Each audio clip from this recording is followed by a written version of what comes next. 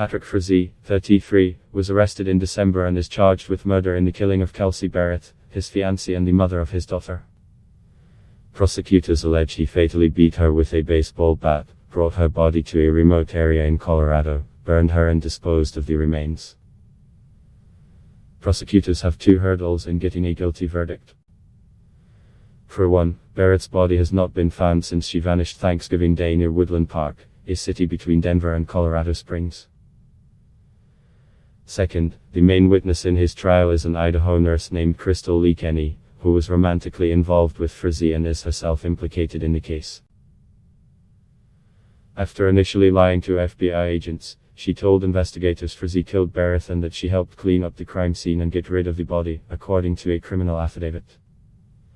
She also told investigators Frazee asked her to kill his fiancée 3 separate times previously, once with a poisoned cup of coffee, once with a metal pipe and once with a baseball bat. In each case, she made her way from Idaho to Colorado but did not go through with any of them, she told police, according to a criminal affidavit. Kenny pleaded guilty to a single count of evidence tampering in February. In all, Frazee is charged with 2 counts of first-degree murder in Berreth's death, with each count representing different theories for the killings. In addition, he is charged with 3 counts of solicitation to commit murder, 2 counts of a crime of violence and 1 count of tampering with a body. Berreth's parents have filed a wrongful death lawsuit that argues Frazee's motive in the killing was a custody battle over Frazee and Berreth's daughter. Her parents are taking care of the girl.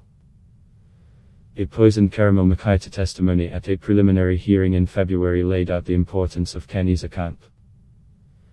Frazee told police he last saw Berreth last Thanksgiving, when he picked up their daughter, making him the last known person to report seeing her alive.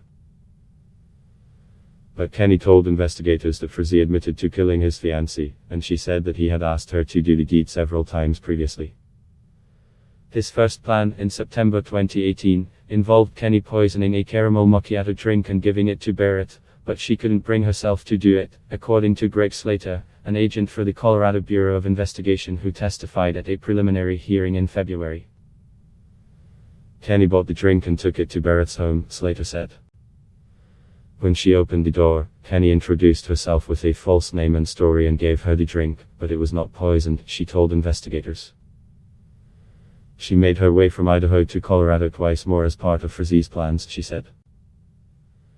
A month later, Frazee asked her to assault Berreth in the parking lot of her condo with a metal pipe, but she ultimately refused, Slater testified.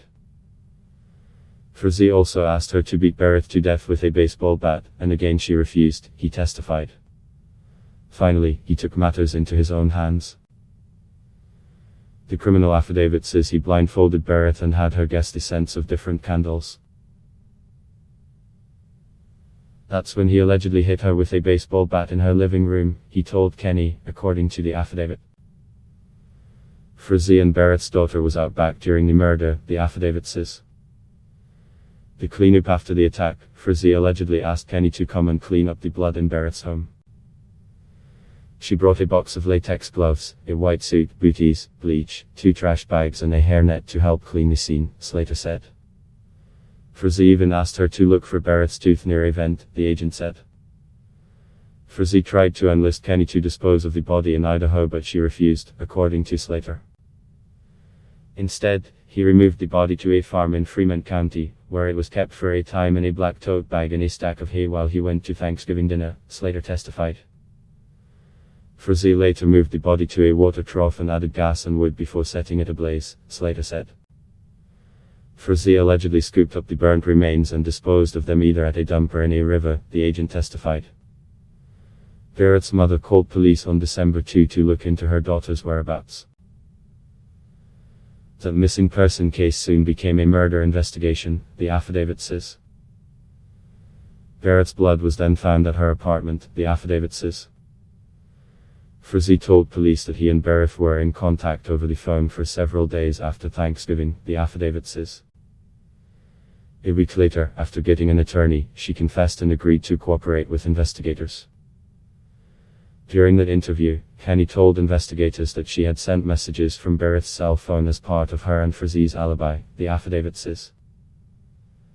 CNN's Faith Karimi, Scott McLean, Jeremy Hylan, Ray Sanchez, Amir Vera, Suzanne Presto, Holly Yan and Sarah Weisfeld contributed to this report.